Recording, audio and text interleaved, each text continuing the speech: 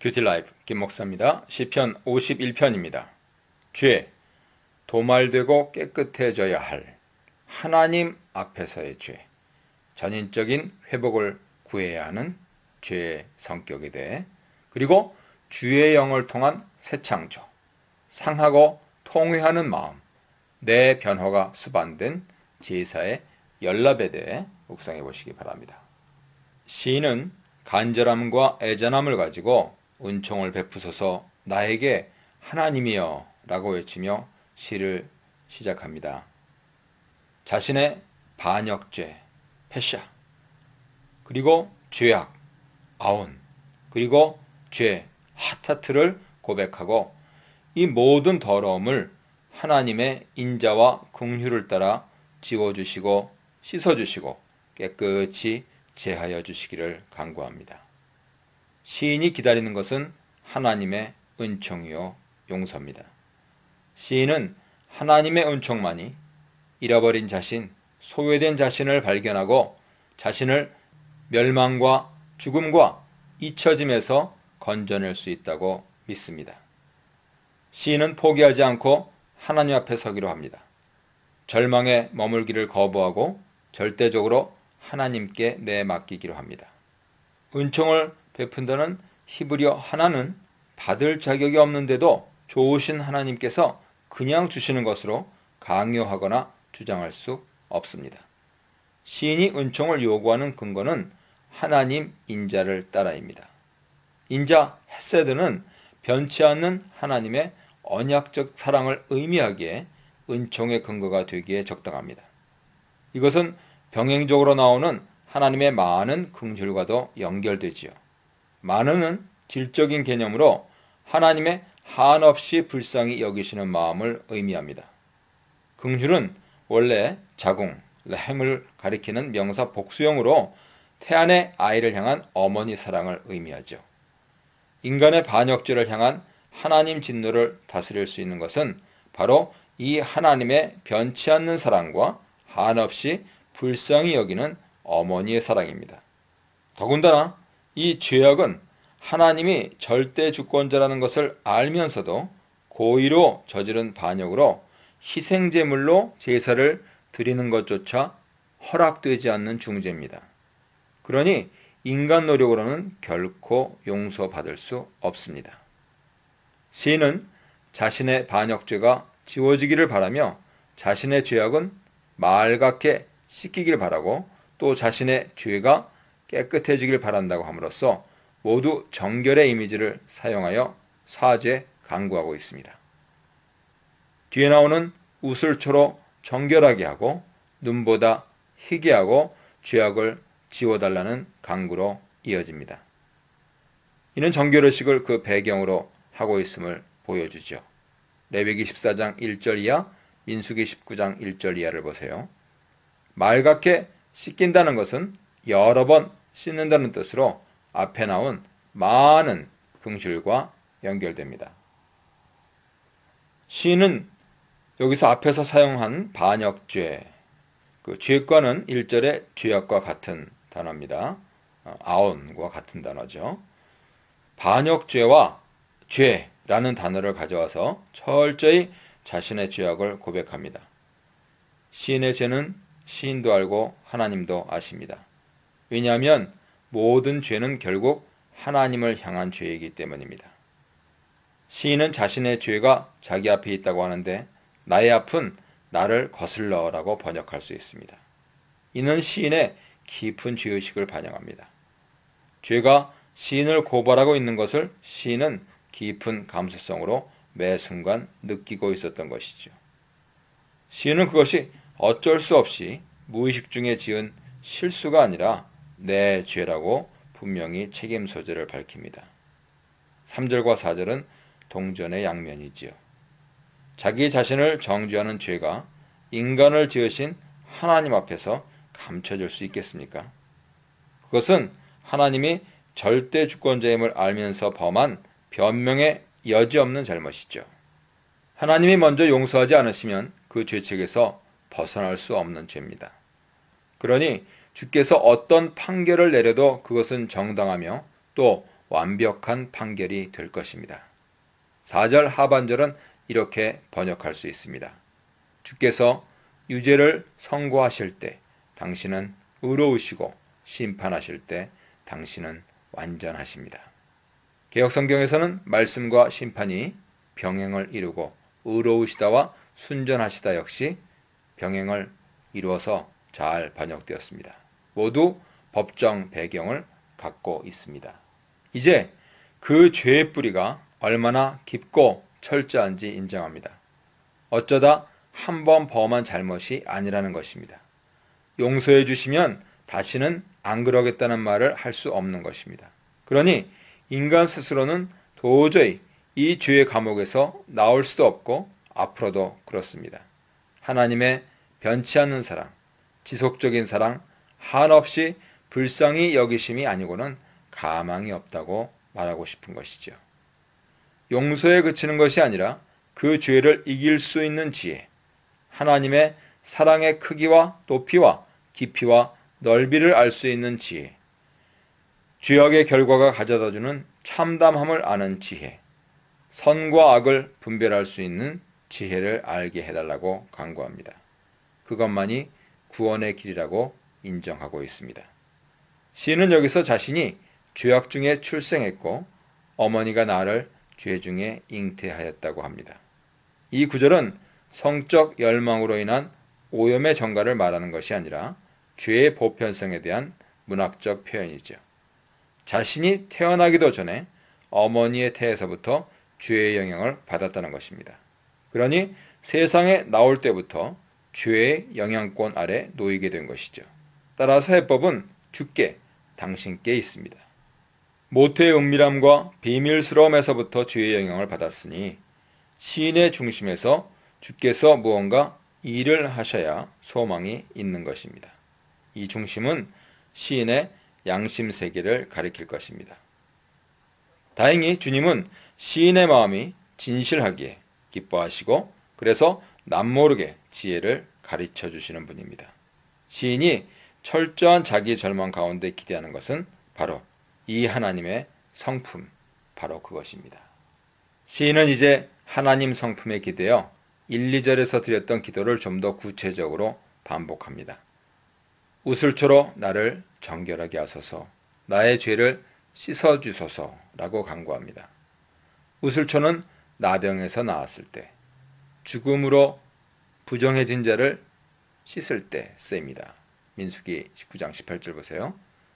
정결하게 하다라는 동사도 마찬가지 경우에 쓰이고 있습니다.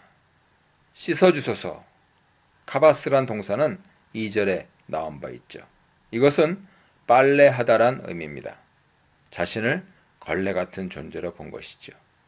더러움과 주홍빛 죄가 덮어도 하나님이 빨래하시면 눈보다 희게 될 것이라고 믿습니다. 히브리인들에게 흰색은 순수, 정결함, 깨끗함, 기쁨을 의미하기에 용서를 상징하는 색이죠. 그렇게 자신이 용서받았다는 즐겁고 기쁜 소식을 들으면 주님이 징계하심으로 말미암아 꺾인 시인의 뼈들이 즐거워할 것이라고 합니다. 뼈는 힘의 근원입니다. 뼈들의 힘이 넘치면 온몸에 힘이 넘칩니다. 그래서 이사야도 여호와가 너를 항상 인도하여 메마른 곳에서도 네 영혼을 만족하게 하며 네 뼈를 견고하게 하리니 라고 축복합니다. 시인은 잃었던 건강이나 혹은 깊은 죄책감에서 해방되어 육적으로 영적으로 치유의 기쁨을 누리게 될 것이라고 합니다. 이를 위해 시인은 다시 한번 주의 얼굴을 내 죄에서 돌이키시고 죄악을 지워달라고 간구합니다. 아무것도 주님 눈에서 감출 수 없으니 이제 방법은 주께서 얼굴을 돌려서 죄를 보지 않으시는 수밖에 도리가 없습니다. 그리고 1절에서처럼 자신의 죄값을 지워달라고 간청합니다. 반역죄뿐만 아니라 그 죄의 실상까지도 흔적 없이 없애달라는 것이죠.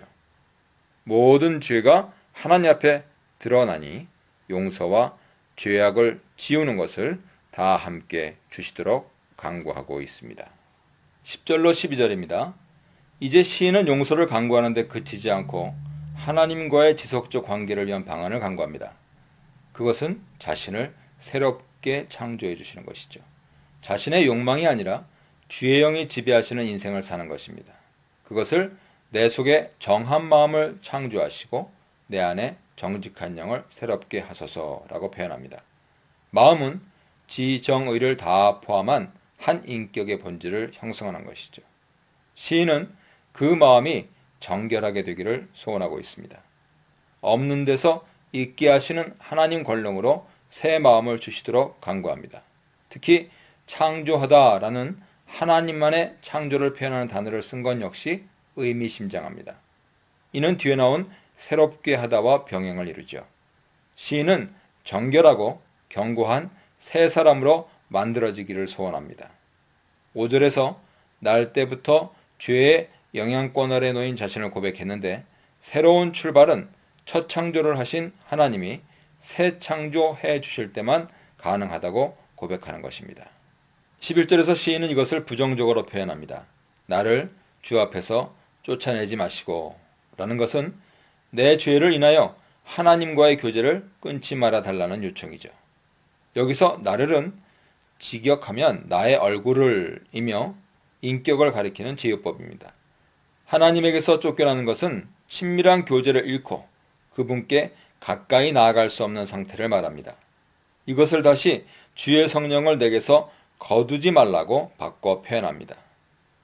사울에게서 떠난 영이 자신에게서는 떠나지 않게 해달라고 간구하고 있는 것이죠. 그 영의 내주만이 범죄의 길로 다시 들어서지 않을 수 있는 유일한 길이기 때문입니다. 12절은 긍정 표현으로 돌아섭니다. 시인은 죄를 짓기 전에 하나님과 누렸던 구원의 즐거움이 회복되기를 원하고 있습니다. 또 자원하는 심령을 주셔서 자신이 넘어지지 않도록 버팀목이 되게 해달라고 간구합니다.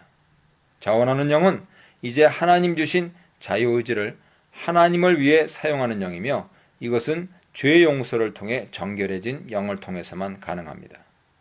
그리스도의 사람은 이제 하나님의 뜻에 순종하고 말씀의 매임으로 하나님의 종으로서 자유를 누리는 역설적 존재죠.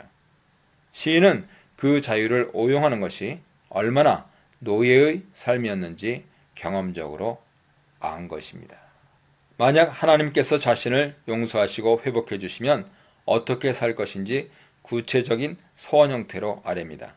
13절에서는 자신과 같은 범죄자들에게 주의 도, 주의 길을 가르쳐서 죄인들이 주께 돌아오게 하겠다고 선언합니다. 자신의 체험담을 통해서 용서와 회복의 기쁨을 그들이 알게 하겠다는 것이죠. 회개하는 사람이 회개의 길잡이가 될 수 있는 것입니다. 그렇게 하도록 시인은 자신이 흘리게 만든 피가 가져올 처벌에서 구원해달라 요청합니다. 그러면 자신의 혀로 주의 의를 높이 노래하겠다 다짐합니다. 이 의는 언약에 충실한 것을 가리킵니다. 죄인을 용서하시는 헤세드 사랑으로 깨어져야 마땅한 언약을 이어주신 하나님의 참다운 의를 노래하겠다는 것입니다. 훗날 예수 그리스도를 화목제물로 보내셔서 마땅히 죽어야 할 우리 죄인들을 살려주신 하나님의 의를 바울이 찬양했듯이 말이죠.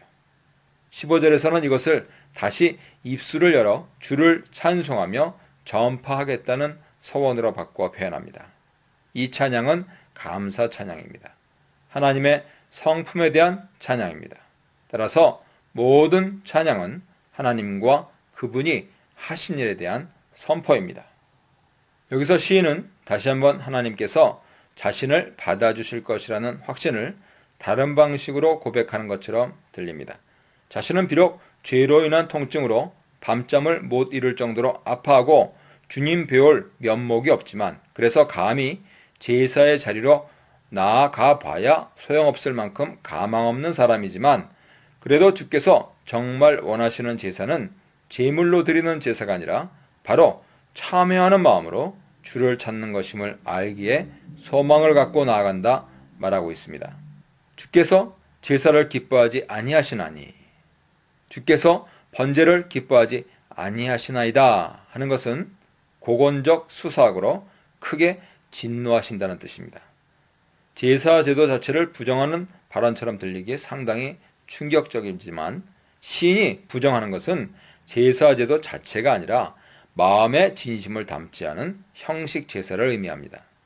죄라는 것이 제물 제사로 해결할 수 있는 문제였다면 시인이 이미 드렸을 것이라 합니다. 그것으로 자기 마음을 위무할 수 있을지 모르지만 하나님과의 근본 관계엔 변화를 줄 수 없음을 시인은 부인할 수 없었던 것이죠. 문제는 제사의 양도 아니고 종류도 아닙니다. 바울은 로마서에서 이 구절을 암시하면서 하나님이 기뻐하시는 거룩한 산 제사라고 그 의도를 간파하고 인용합니다. 하나님은 번제를 보시는 대신에 사람 자체를 보십니다. 하나님은 내가 하는 일을 보시기 전에 내 본질을 꿰뚫어 보십니다. 그것을 상한 심령, 루하우와 상하고 통회하는 마음, 랩이라고 표현합니다. 용서를 받고 싶은 마음보다 자기의 죄로 인하여 깨어지고 부서지고 상한 마음을 먼저 보신다는 뜻이죠. 그러고 나서야 10절에서 시인이 강구했던 정한 마음, 랩과 정직한 영, 루하우가 창조될 수 있기 때문입니다. 상한, 니시바르인데요. 깨다, 샤바르의 동사에서 나온 말입니다. 우상이나 뭔가 소중한 것을 깨뜨릴 때 쓰이죠. 하나님 대신 소중하게 여긴 것이 남김없이 깨어질 때 찾아온 겸손한 상태가 상한 심령입니다. 상하고 통회하는 마음은 예수님 비유에서 가슴을 치며 나에게 이 죄인에게 자비를 베풀어 주소서 기도한 세리의 마음입니다. 여기 마음은 일부러 전체를 대표하는 제요법으로 자아 전체 신 자신을 가리키죠. 그의 인격입니다. 그런 마음으로 주 앞에 나아가도 시인은 주께서 업신여기지 않고 받아주시리라 믿었습니다. 아니 오히려 더 기뻐하고 수용해 주시리라 믿었습니다. 시편 51편에서 1절로 17절은 하나님과 내가 맺는 관계, 18절로 19절은 하나님과 이스라엘 백성이 맺는 관계를 보여줍니다. 나의 죄악을 씻기시고 정결한 마음을 내 안에 창조하시는 하나님이 시온과 예루살렘에도 은총을 베푸십니다. 내가 받은 은총이 증폭되어 믿음의 공동체를 덮습니다. 이는 하나님의 길을 가르치고 하나님의 의로우심을 외치고 하나님을 찬양한 결과입니다. 시는 주의 은택, 즉 주의 기쁨, 내키심, 호의, 선의로 시온의 선을 행해달라고 간구합니다. 이는 시온을 잘 보살펴달라는 뜻이죠. 또 예루살렘 성을 쌓아달라고 합니다.